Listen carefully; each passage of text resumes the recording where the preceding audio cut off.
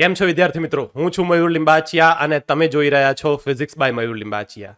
તો ચલો વિદ્યાર્થી મિત્રો શરૂ કરીએ આજનો આ વિડિયો લેક્ચર, જેમાં આપણે ધોરણ 12 સાયન્સ પ્રકરણ નંબર 2 માં ઉદાહરણના દાખલા નંબર 2.1 અને 2.2 ને સોલ્વ કરીશું. વિદ્યાર્થી મિત્રો, દાખલા નંબર 2.1 ની રકમ તમારી સ્ક્રીન ઉપર આપેલી છે, જેમાં કહ્યું છે 4 × 10⁻⁷ કુલમ વિદ્યુત ભારથી 9 સેન્ટીમીટર દૂર આવેલા પી બિંદુએ સ્થિતિમાનની ગણતરી કરો.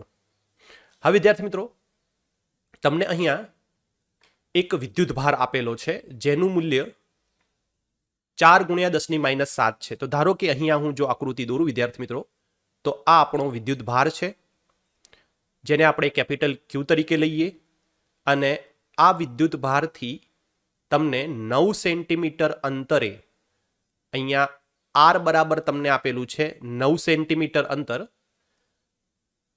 9 સેન્ટીમીટર અંતરે પી બિંદુ રહેલું છે, અને આ પી બિંદુ ઉપર તમારે વિદ્યાર્થી મિત્રો વિદ્યુત સ્થિતિમાન, જેને આપણે વીપી કહીશું, વીપી શોધવાનું છે.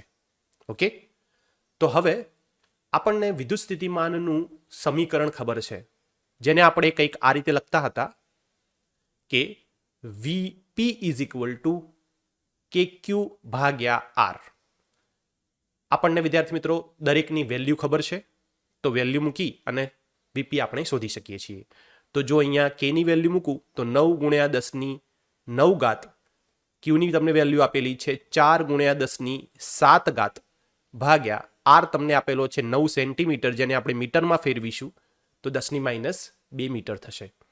જો આનું સોલ્યુશન કરીએ વિદ્યાર્થી મિત્રો, તો વીપી આપણને મળે, વીપી ઇઝ ઇક્વલ ટુ 9 નીકળી જશે, 10⁻² છેદમાંથી અંશમાં જાય તો પોઝિટિવ બને, એટલે આપણે લખી શકીએ 4 × 10⁻11 ગુણ્યા 10⁻⁷. ઘાતોનો સરવાળો થશે વિદ્યાર્થી મિત્રો, તો વીપી આપણે લખી શકીએ 4 × 10⁴ વોલ્ટ.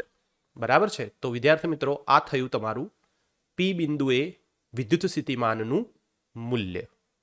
ચલો હવે આપણે પાર્ટ બી ને સોલ્વ કરીએ. પાર્ટ બીમાં શું કહે છે કે તે પરથી 2 × 10⁻⁹ કુલમ વિદ્યુત ભારને અનંત અંતરેથી પી બિંદુએ લાવવા માટે કરેલા કાર્યની ગણતરી કરો. શું જવાબ વિદ્યુત ભારને જે માર્ગે લાવવામાં આવે છે તેના ઉપર આધારિત છે? Question mark. તો હવે વિદ્યાર્થી મિત્રો આપણને કહ્યું છે કે આપણે 2 × 10⁻⁹ કુલંબ અનંત અંતરેથી પી બિંદુએ લાવવાનો છે. તો ધારો કે આ અનંત અંતર છે, અને હું આપણો આપેલો વિદ્યુત ભાર, જેને આપણે Q1 કહીશું, 2 × -9 કુલમ જેટલો વિદ્યુત ભાર આપણે અનંત અંતરેથી ખસાડી અને ક્યાં લાવવાનો છે? પી બિંદુ પર લાવવાનો છે. તો તમને પૂછે છે કરેલું કાર્ય કેટલું હશે, તમારે કાર્યનું મૂલ્ય શોધવાનું છે, ગણતરી કરવાની છે. તો વિદ્યાર્થી મિત્રો આપણે જાણીએ છીએ કે જ્યારે કોઈ અનંત અંતરેથી વિદ્યુત ભારને ખસાડીને લાવીએ ત્યારે કરેલું કાર્ય એ વિદ્યાર્થી મિત્રો તેના પથ પર આધારિત હોતું નથી. આ થિયરીમાં મેં તમને સમજાવેલું છે. તો તમને જે જવાબ પૂછ્યો છે નીચે, શું જવાબ વિદ્યુત ભારને જે માર્ગે લાવવામાં આવે તેના પર આધારિત છે? તો અહીંયા આવશે જવાબ ના, એના પથ ઉપર આધારિત હોતો નથી. બરાબર છે. તો હવે આપણે વિદ્યાર્થી મિત્રો 2 × 10⁻⁹ કુલંબને અનંત અંતરેથી પી બિંદુ ઉપર લાવવા માટે કરેલું કાર્ય શોધીશું. તો વિદ્યાર્થી મિત્રો કાર્યનું સૂત્ર આપણને ખબર છે, W is equal to Q into V. તો લખી શકીએ 2 × 10⁻⁹ કુલમને અનંત અંતરેથી પી બિંદુ સુધી લાવવા કરવું પડતું કાર્ય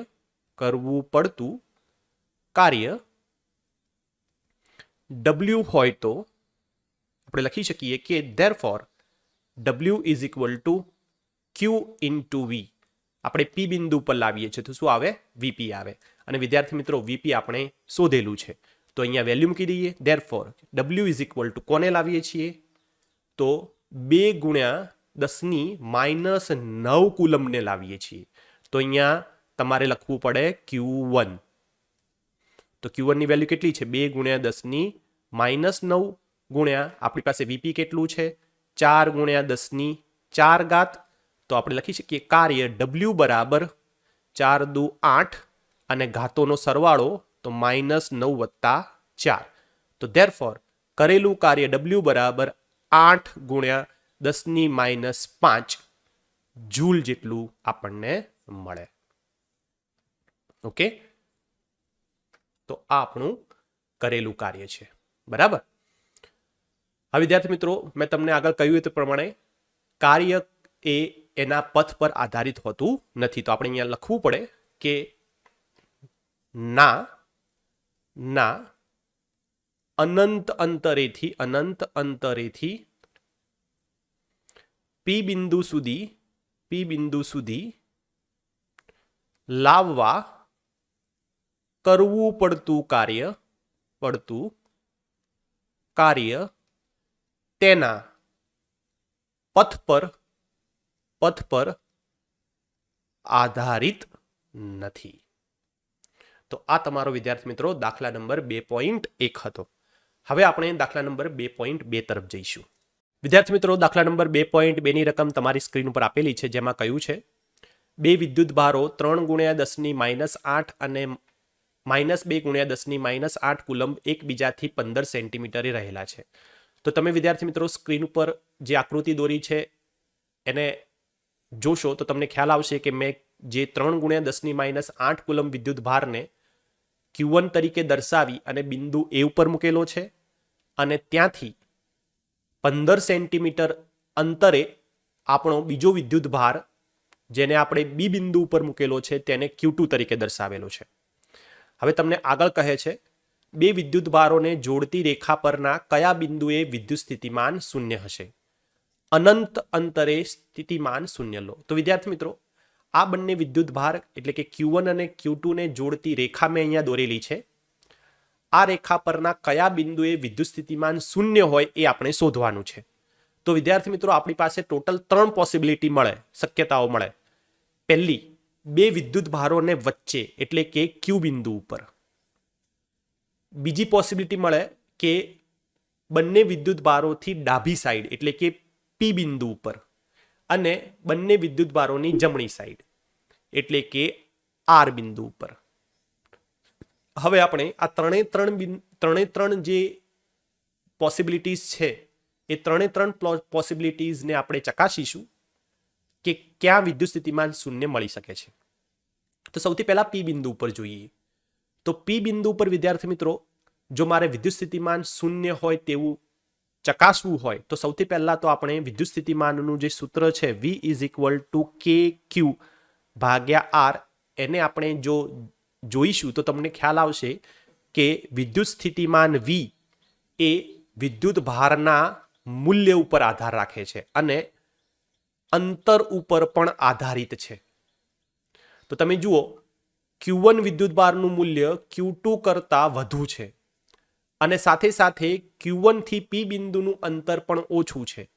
એનો મતલબ કે Q1 દ્વારા જે વિદ્યુત સ્થિતિમાન મળે એ વિદ્યાર્થી મિત્રો વધુ મળે. અને હવે Q2 દ્વારા જુઓ, Q2 થી P બિંદુનું અંતર કેવું છે? વધુ છે અને Q2 નું મૂલ્ય પણ ઓછું છે. તો Q2 દ્વારા જે વિદ્યુત સ્થિતિમાન મળશે એ વિદ્યાર્થી મિત્રો ઓછું મળે. એનો મતલબ કે આ બંને વિદ્યુત ભાર દ્વારા જે P બિંદુ ઉપર વિદ્યુત સ્થિતિમાન ક્યારે પણ 0 હોઈ શકે નહીં.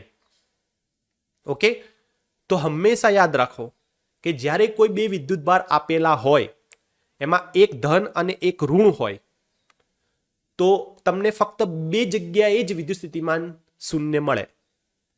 ક્યાં તો બંનેની વચ્ચે એટલે કે ક્યાં તો આ પોઈન્ટ ઉપર અથવા જે વિદ્યુત ભાર નાનો છે એ વિદ્યુત ભારની સાઈડમાં એટલે એ તરફ. તો જુઓ Q2 વિદ્યુત ભાર આપણો નાનો છે તો આપણે એની નજીકના બિંદુએ એટલે કે એની જમણી સાઈડ, જો એ જમણી સાઈડ રહેલો હોય તો જમણી સાઈડ, ડાબી સાઈડ રહેલો તો ડાબી સાઈડ, એની તરફના બિંદુએ તમને 0 મળવાની શક્યતા સૌથી વધુ છે. ઓકે, તો વિદ્યાર્થી મિત્રો હવે આપણે ક્યુ અને આર બિંદુએ વિદ્યુત સ્થિતિમાન 0 છે એવું માની અને વિદ્યુત બાર એ થી અને વિદ્યુત બાર બી થી ક્યુનું અંતર શોધવાનો પ્રયત્ન કરીશું. ઓકે, તો જુઓ આવી રીતે લખી શકાય કે ક્યુ બિંદુ પર વિદ્યુત સ્થિતિમાન VQ બરાબર 0 લેતા તમે વિદ્યાર્થી મિત્રો જ્યારે Q1 દ્વારા Q ઉપર વિદ્યુત સ્થિતિમાન શોધો તો એ તમને પોઝિટિવ મળે અને Q2 દ્વારા Q ઉપર વિદ્યુત સ્થિતિમાન શોધશો તો એમ તમને નેગેટિવ મળશે. અને આ બંને દ્વારા Q ઉપર જે વિદ્યુત સ્થિતિમાન 0 ક્યારે મળે? જ્યારે આ બંને સમાન હોય ત્યારે. ધારો કે આ +5 છે અને આ -5 છે, બંનેનો સરવાળો કરો તો જ શું થાય? તમને વિદ્યુત સ્થિતિમાન VQ શું મળે? 0 મળે. એનો મતલબ કે આ બંને વિદ્યુત ભારોને આપણે સરખાવી શકીએ. શું કરી શકીએ? સરખાવી શકીએ. તો બસ આ જ વસ્તુને તમારે સમજવાનું છે. તો અહીંયા લખી શકું therefore VA is equal to VB. Fine. હવે વિદ્યાર્થી મિત્રો આપણે VA ને લખી શકીએ VA ઇઝ ઇક્વલ ટુ, અહીંયા હું હવે VA નું સૂત્ર મૂકું છું કે Q1 ભાગ્યા R. R એટલે વિદ્યાર્થી મિત્રો આપણું જે Q1 વિદ્યુત ભાર છે તેનાથી Q બિંદુનું અંતર. ધારો કે એ અંતર આપણે x તરીકે લખીએ છીએ તો B બિંદુથી એ અંતર કેટલું થાય? 15 - x જેટલું. ઓકે, તો હવે આપણે લખી શકીએ કે Q ભાગ્યા R ની જગ્યાએ x બરાબર VB ને શું લખી શકાય? Q2 ભાગ્યા 15 - x. ઓકે, ચલો હવે આપણે સાદુરૂપ આપીએ તો આપણને સરળતાથી x મળી જશે. ધેરફોર K નીકળી જશે તો આવી રીતે લખી શકાય Q1 15 - x બરાબર Q2 x. Q1 ની વેલ્યુ કેટલી છે? 3 × 10⁸ -8 15 - x is equal to Q2 કેટલા છે? હવે Q2 -2 × 10⁻8 નથી લેવાનું, અહીંયા આપણે ફક્ત મૂલ્ય લઈશું. ઓકે, તો વિદ્યાર્થી મિત્રો આપણે અહીંયા લખીશું 2 × 10⁻8 × x. તમે જુઓ -8 નીકળી જશે. ધેરફોર તમારી પાસે આવશે 15 તરી 45 - 3x બરાબર 2x. તો ધેરફોર શું લખી શકાય? 45 બરાબર 5x. ધેરફોર x બરાબર 45 ભાગ્યા 5. તો વિદ્યાર્થી મિત્રો તમારી પાસે આવશે therefore x is equal to 9 centimetre. બરાબર. તો આ તમને બે વિદ્યુત ભારોની વચ્ચે આપણે લખી શકીએ અહીંયા કે Q1 થી 9 સેન્ટીમીટર અંતરે વિદ્યુત સ્થિતિમાન 0 હોય. એવી જ રીતે Q2 થી લખવું હોય તો કેટલું કેવી રીતે લખી શકાય? Q2 થી લખવું હોય તો 15 - x. 15 - x એટલે 15 - 9. 15 - 9 કેટલા થશે? 6. તો 6 સેન્ટીમીટર અંતરે વિદ્યુત સ્થિતિમાન કેવું હોય? 0 હોય. તો આ તમારું વિદ્યાર્થી મિત્રો તમને જવાબ મળી ગયો પહેલા સ્થાનનો. હવે આપણે વિદ્યાર્થી મિત્રો R બિંદુ એટલે કે Q2 થી જમણી સાઈડ કયા બિંદુએ આપણને વિદ્યુત સ્થિતિમાન 0 મળે છે એ આપણે જોઈશું. તો અહીંયા હું આકૃતિ ફરીથી દોરું છું વિદ્યાર્થી મિત્રો. આ આપણી રેખા છે.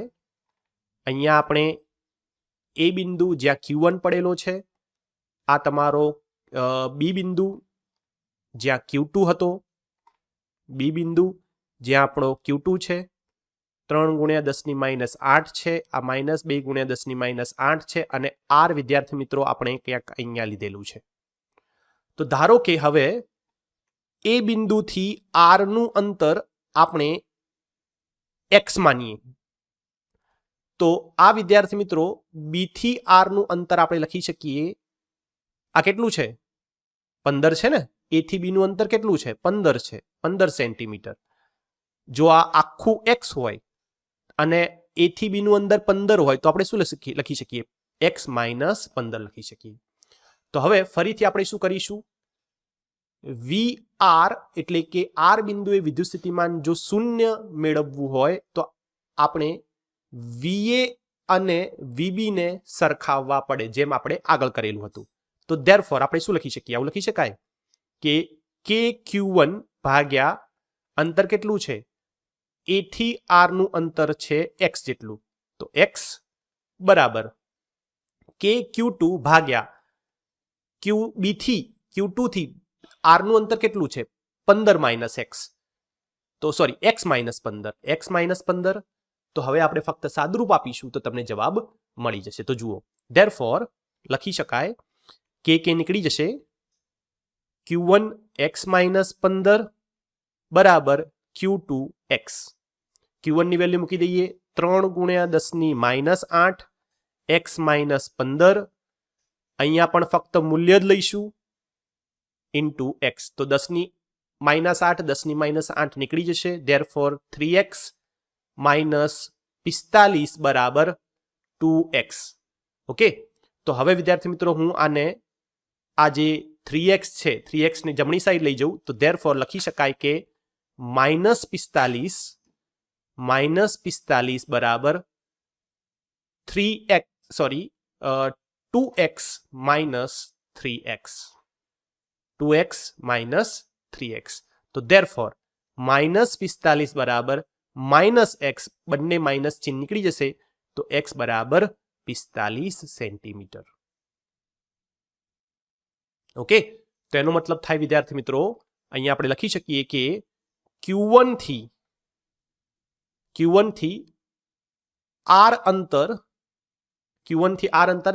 એટલે આપણે ડાયરેક્ટ હવે એવું જ લખી દઈએ કે Q1 થી 45 સેન્ટીમીટર અંતરે વિદ્યુત સ્થિતિમાન 0 હોય અને Q2 થી આપણે શું લખ્યું હતું? x - 15. તો x - 15 એટલે 45 - 15 બરાબર. તો કેટલા થશે? 45 - 15 કરો તો 30 આવે. એનો મતલબ કે 30 સેન્ટીમીટર અંતરે